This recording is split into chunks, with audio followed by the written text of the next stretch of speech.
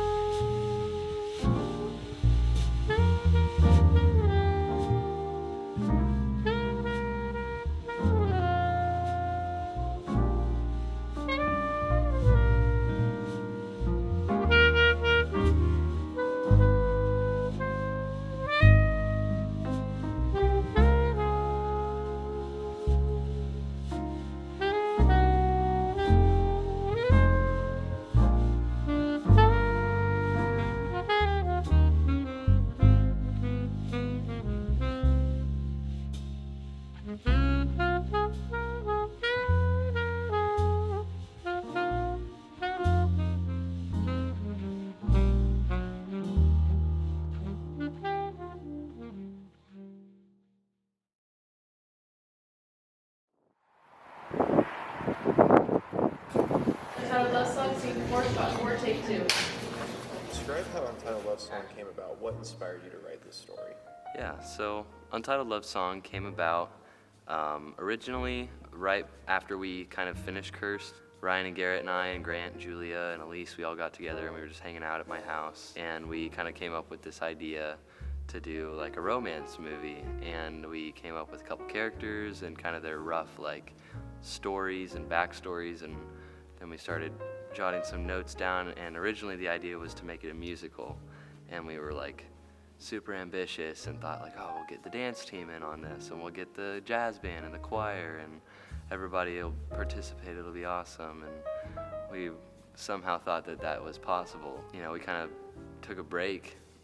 We watched the premiere of Cursed, and we had all summer, we worked on our own projects and worked jobs and just had our own lives for a little while and kind of forgot about Untitled Love Song. And then when we started doing the pitches again, that's where I kind of revisited that idea. The idea came to me to change it completely and to start off with, well, what if the main character, Jonathan, what if he's dead right from the beginning? And then the whole story is now a romance movie, but kind of taking from the lens of the girl trying to get over that grief after the death of this boyfriend character. This film was magic from its creation and as a treatment. It was magic probably because it was a quiet, still love story that developed over time, but we also went on a journey of time lapse back to experience all those special moments. And so as soon as he read the treatment, I knew that that was something special that hadn't been created before. From the beginning when he was writing his treatment, he bounced a few ideas off of me, and even from before he had the whole thing written, I knew that Untitled Love Song was probably going to be the feature film that I was going to be most passionate about and the story that I was going to be most excited about. Then once we voted and once it got picked for the feature, I spent like a month writing, and I have horrible writer's block, and so I was procrastinating all the time and was not being able to write anything at all. A little bit of inspiration that I drew for the film, obviously a lot of things from my personal life, but also from a lot of films that I like and that my friends like as well. We had been showing La La Land to a couple of our friends for the first time recently, and so that was kind of fresh on my mind, was La La Land. Same with like Marriage Story, I just rewatched that, and there was movies like Eternal Sunshine of the Spotless Mind I had just watched for the first time. And it was those movies that I was like, okay, I really like these. They're different takes on the typical romantic drama that you kind of get over and over again, this recycled stuff. Like, my mom watches a lot of Hallmark movies, and so I, have always just been around that like super corny, campy, like love story where they always end up together in the end. And it's those that kind of highlight the stories that don't end like that and make those better.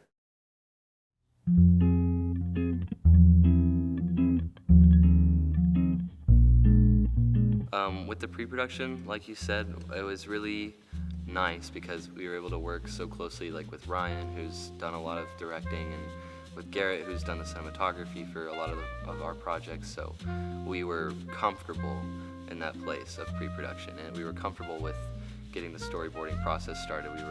We all have like a lot of experience with getting our own costumes and getting our own props together for different projects. So we were very, very much ready for that pre-production process, like with last year with Kirsten, Elise, and Julia doing a lot of the like actual paperwork pre-production for Kirst, and even for like Shaboom and some of our other projects. The thing that I like about being first assistant director is because I got to do a little bit of everything. So I was pretty deep into pre-production. I was there for pretty much all that process, so scheduling, planning, casting, communicating with casting after the fact, all that kind of stuff. That's what I do all the time. But I also, on set, ran the slate, did the green light sheet. I just kind of helped keep the film organized. Specifically, I found myself trying to be a helpful hand anywhere I could, especially on set. I just kind of helped the filming day kind of flow as best as I could. And then for cinematography, Garrett and I got started on some of the storyboards for scene 1 pretty quickly, and then for the rest of the film, Garrett kind of did them as we went. So as DP for this film, there was definitely a lot to handle. I'd never worked on a project of this length before. Making a 50-minute film was definitely a challenge. Last year with Kirst, it was definitely a lot bigger of a project, but it ended up only being around 27 minutes. So creating something so large scale to fit Kellen's vision was definitely a challenge, but it was something I was really excited for. This film was very different in terms of both genre and mood of anything else that I've ever worked on.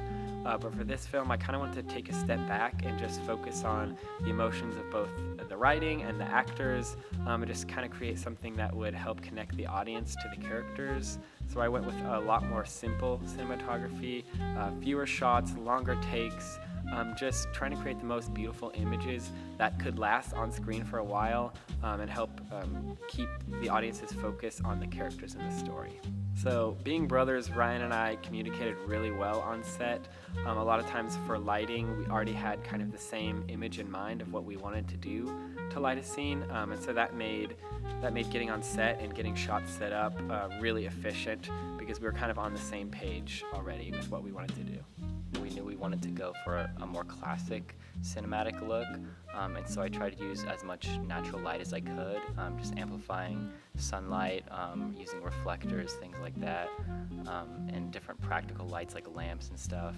And then I knew in color grading that we wanted to use like simulated film stock looks to make it look like it was shot on film and to give it a classic, subtle look.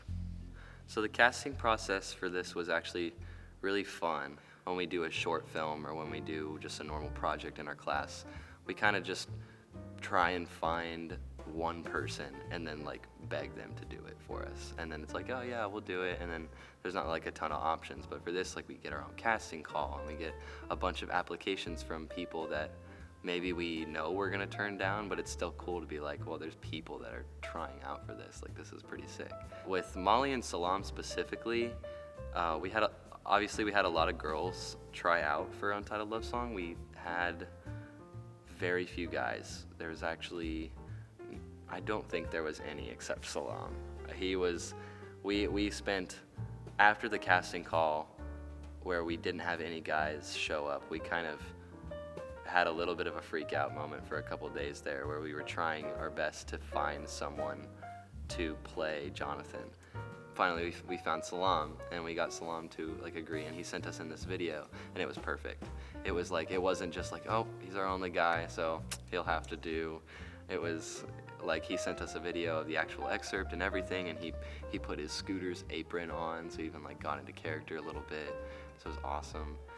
Well, Kellen reached out to me on Instagram, and he DM'd me, and he was like, hey, you should audition for this film. And then I did the short film, The Carolers, and he was in it. So he approached me and he was like, can you cry on commands? And I was like, yeah, I can. He's like, okay.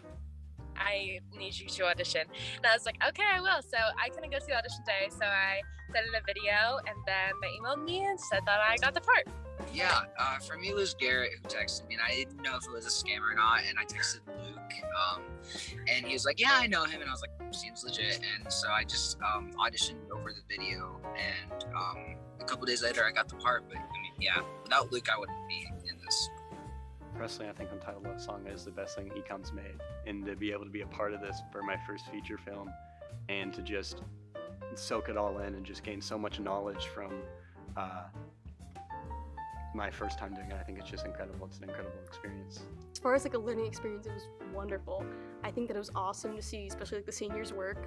I think that it was very inclusive. A lot of seniors let juniors do jobs filling in here and there. And I think it was awesome to be behind the set, see what goes down. Like, you don't normally see that.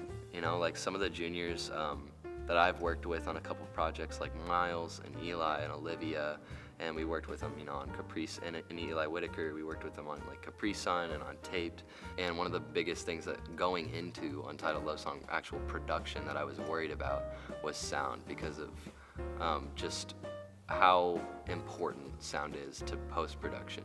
I very heavily stressed that with Easton, and right off the bat, you could tell that he like fully was on the same page as me. He was like, yeah, no, totally, like it makes so much sense. I was the sound supervisor, so on set I recorded the audio, and I made sure that the boom operator was like had the boom in the right place. It's better to record the audio softer to avoid peaks than to risk it having it like kind of loud, because I think it's easier to fix like kind of quiet audio, but when it peaks or when it hits that threshold, it is much harder to kind of fix that to make it usable.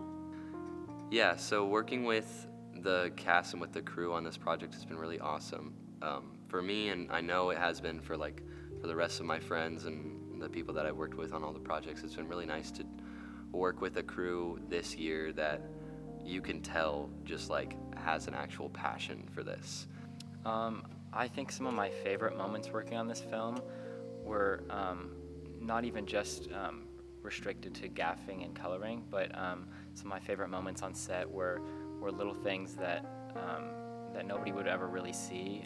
I guess just like being present during editing some of the scenes and helping edit some of the scenes, as well as being there for when the song was written and performed, and just being with little small groups like skeleton crews getting pickup shots or montage shots. I think those moments are really going to stick in my mind and my heart. I'm going to remember those the most. There were so many moments from this film that I just vividly remember. I'd say some of my favorites were the locations that we were able to film at, that not only enhanced my job as a cinematographer, but just made it extra special for what we were shooting. You don't get the opportunity to shoot at an ice skating rink with people skating around every day. That's not something that most high school filmmakers get the opportunity to do. So the shots that came out of that night were super special to me. I honestly didn't think I could pull it off when we were talking in pre-production about what we were going to do for that night. I was really nervous, but I'm really happy with how it turned out. The growth and development, that's like my favorite part of being a part of the filmmaking process, is seeing students grow. And so I saw students who were shy, didn't connect with people, grow in their communication skills and how they collaborated and became friends by the end of the movie. I saw them grow in technical skills, the way that they learned their camera skills, how to direct and talk to actors in a way that was understood, how to run like synergy through each and every scene that we were doing in takes. It's just something that's magical. And so we start off with anticipation at the very beginning, and we end with excellency of everyone knowing what their role is and how they can make this film that special film. And they did that. I'd say the first day and the last day are always like really monumental and kind of important to me, the ones that I remember the most. You know, the feeling you get when you hear that's a wrap on the last day, it's really bittersweet because you are so like excited and relieved that, oh, we're finally done filming, but at the same time you've had so much fun filming that I think, like Molly said, she just didn't want it to end. Her and Salam were like, are we ever gonna see you guys again? And like, obviously yes, but just like having that time together on set, you can't get that anywhere else. The last day of filming was a lot of fun because we filmed at Steak and Shake, and so the way we hadn't really planned on pushing that like big day to the very last, but it was kind of fun the way it actually worked out, because then we filmed like a pretty significant scene on that last day, and so it was really memorable for, I think, everybody on crew. You know, we got like a bunch of people that hadn't been on set a lot to show up for that last day, and then we filmed at Steak and Shake, and so it was a lot of fun for everybody, I think, for that last filming day.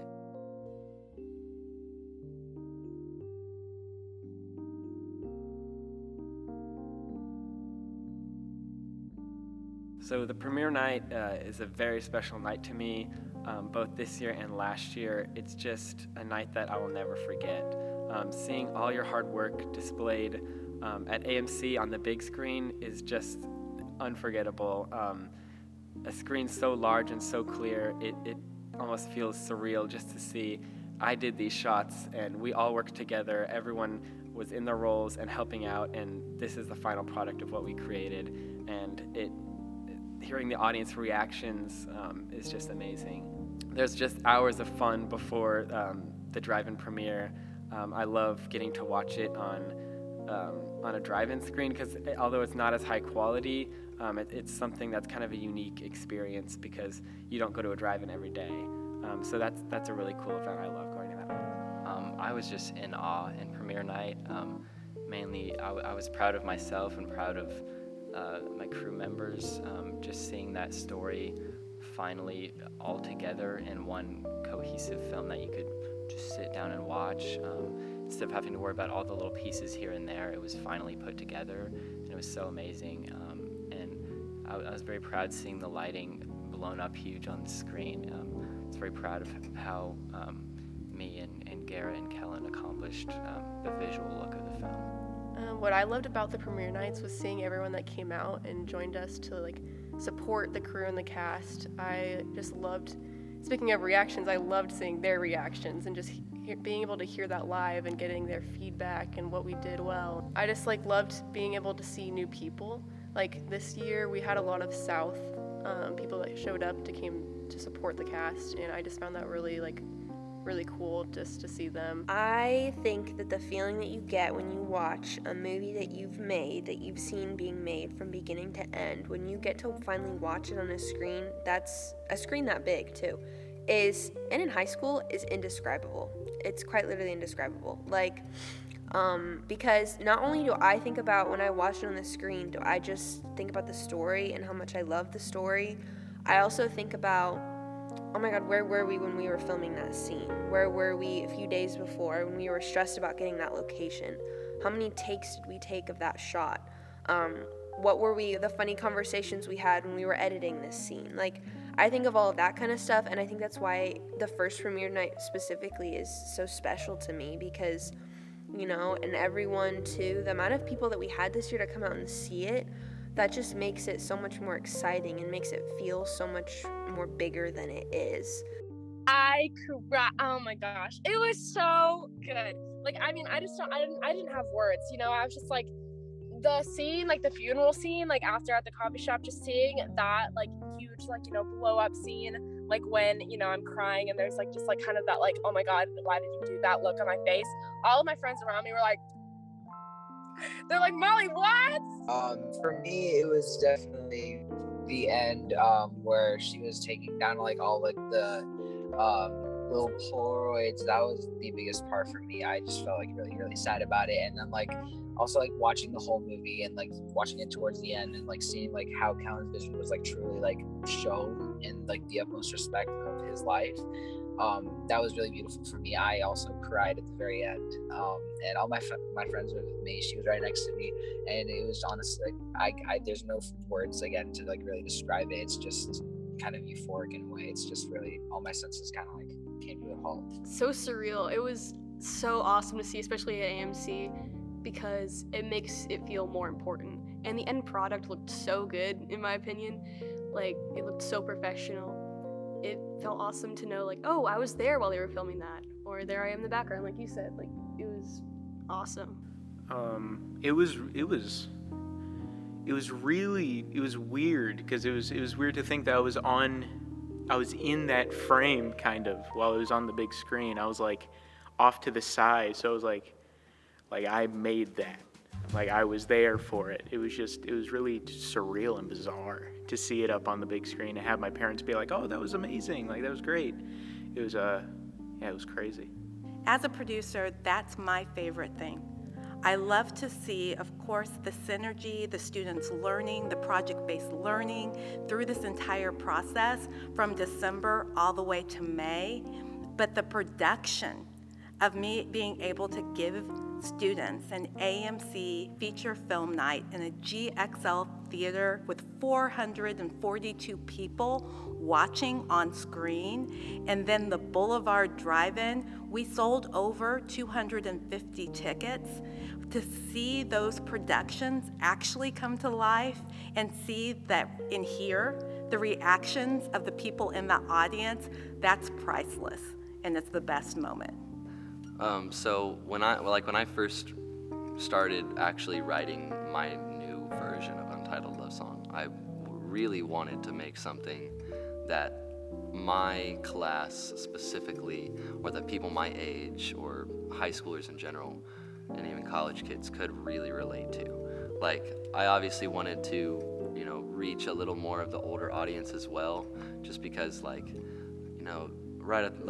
want to make horror movies, and we want to make action short films and things that we like to watch. We like to go watch A24 movies, so we want to make stuff that resembles that. But adults are suckers for dramas and for romance, and so I was like, well, maybe with this one, Ecom can reach a little bit of the audience that that just kind of shows up because their kids made a movie, and maybe they'll actually leave the theater like, I really liked that, I enjoyed that a lot. And so I was really happy with hearing that feedback afterwards, because it was like, okay, it worked. I was really pleased with the way that everybody's work came together to create something that could reach that many people. That, like I said, even though the experience is written about high school, college age students that that have this very modern romance and different romance,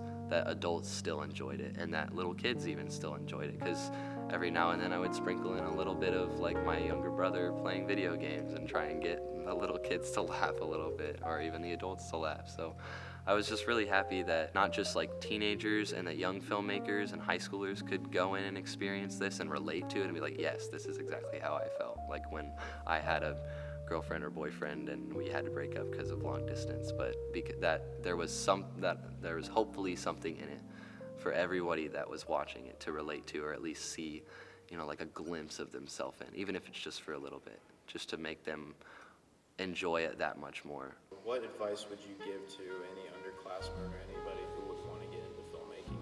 I think I would tell future filmmakers to not be scared to get out of their comfort zone. I think that really anyone can do anything as long as they put their effort towards it and want to become better at something. I recently got more out of my shell in different roles this year, more than last year, and I just think looking back, I would have never thought I would have been the publicist for the feature film, but I did it, and I think I'm pretty proud of the work I've made so far. So I think in high school, especially younger filmmakers, you feel like, oh, I don't have that nice camera, I don't have the nice lighting equipment yet, I don't have this big crew, and I don't have all the skills yet. But you have to learn to create something from what you have. And I think that's something that it's a challenge to get over, but it's also you need to know that you're going to create bad stuff before you can make good stuff. That's the whole process. And you can get bogged down in the fact that you don't have the resources that you want, you don't have the equipment that you want, so you can't create what you want to create. And I think you have to like kind of get over that obstacle, because once you do, it is incredible. When you finally get to like just be on set and create, and actually direct and actually do the job that you're there to do, it's really cool, and it's you create the best memories. So My advice to young filmmakers is to just kind of step back and take a moment to soak it in, because oftentimes filmmaking with your friends is such an unforgettable experience. And I think a lot of times we get too caught up in trying to get this done and trying to get that done and making sure that the production side of it is perfect, and we kind of forget to realize that we're having fun in the moment and just enjoy your time with your friends, because it doesn't last forever, but those times are special. Always be ambitious and not hold back in any of your ideas. I think when you're writing something, do what's best for the story and what's going to work out best for the writing of your film, and then you can worry about how to accomplish those things later. It'll come to you later. Just focus on what you need to do for the story. I think that the fact that it's made by high schoolers with little to no budget really is something that I feel like could inspire a lot of people to watch it, and people in this class to think, oh, I couldn't do this idea because I need budget, or I need a more experienced crew, because the fact that we were able to pull this off, again, with almost zero to little budget, is something that I think is really inspiring to other people. And because it was so clean and amazing, the final product, it does feel impressive. It's like, wow, that was a high school production. And yeah, it can show you that you can make huge, impressive things from your high school, from this academy in econ. And I think that can make juniors really excited coming into their new year. I think it inspires, because, well, it's a high school film, and it's that quality. It inspires me even just to think, like, I could make something that quality next year. Anybody could make something that quality. You just need to have a group of people that, you know, all have the same vision, the same, you know, idea as you, and then yeah, it's cool to think that even at this level you can make something that good, where people are like, that was like actually a film, like that was actually a really good movie. Well, I think with Untitled Love Song, there is a special note on it that is about relationships. And I think that your characters pulled that through phenomenally. And so that stands out. It also stands out that this is the second film for many people on this production crew. And so you could see that excellency of knowing their jobs and what they did as senior capstone students. It took that film to a completely different level than many of the films that we have done previously. So I would say the gift of having senior capstone students who had worked in such high production roles as a junior, to the actual storyline being so unique and beautiful, played by two spectacular actress and actors, created something that, as I said before, was magical. I guess the advice that I would just give to young filmmakers is just to definitely just to be very confident in yourself. Even if you're worried about, you know, like the budget or the locations or the actors, or even in your own talent, like if you're not sure if you're able to pull it off, go in with nothing but confidence, because it's like if you go in there worried about it, then that's gonna show for sure. And even if you're not fully confident in your abilities, if you can make everybody else on set think you are, then they'll feed off of that. You know, they'll be like, okay, well, he's not worried about it, so I guess why should I be? And then everybody will be able to do their jobs a little bit better because they're not worried about being able to do their jobs. With high school filmmaking, there's so many factors that are impossible almost to overcome, or that seem impossible to overcome. You know, like the budget is a huge one. You know, just being able to like where are we going to get all the props for this, or where are we going to buy I'm going to have to buy the costumes for this. You know, it's like just accepting that and be like, okay, well, you know, I'm going to do whatever it takes to make this happen. And if you have that passion, if you have that that drive to make your film, to make what you wrote on that piece of paper a real thing, then that's enough, I think. If you you have a couple good friends and a couple good crew members that you can trust and that you can really like trust to do their job right, then there's not really a lot that you should be worried about.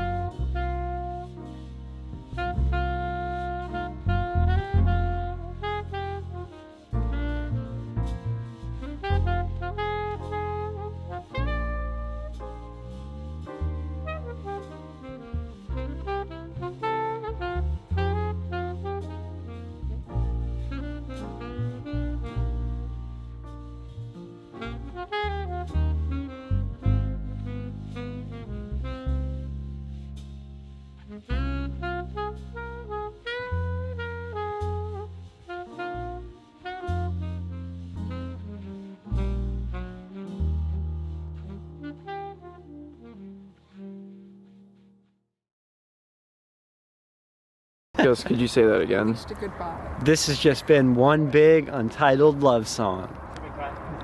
Aww. They were recording. We just ruined the shot.